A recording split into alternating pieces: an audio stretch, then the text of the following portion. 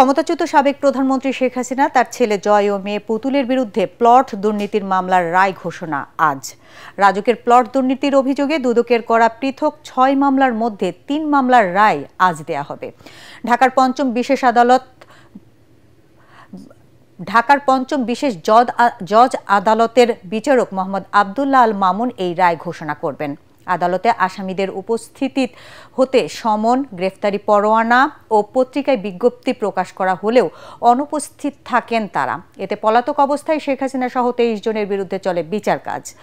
দুদকের অভিযোগপত্রে বলা হয়, রাজুকের আবাসন নীতি লঙ্ঘন করে প্রধানমন্ত্রীত্বের ক্ষমতা বলে ছেলে মেয়ে সহ নিজের নামে সরকারি জমি নেন শেখ হাসিনা। দাখিল করেন মিথ্যা হলফনামাও।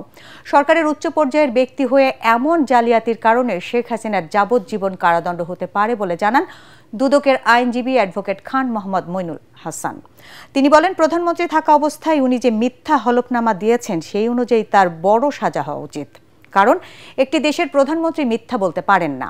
এদিকে এই রায় ঘোষণাকে কেন্দ্র করে আদালত পাড়ার নিরাপত্তা জোরদার করা হয়েছে, মোতায়েন করা হয়েছে পুলিশ ও বিজিবি।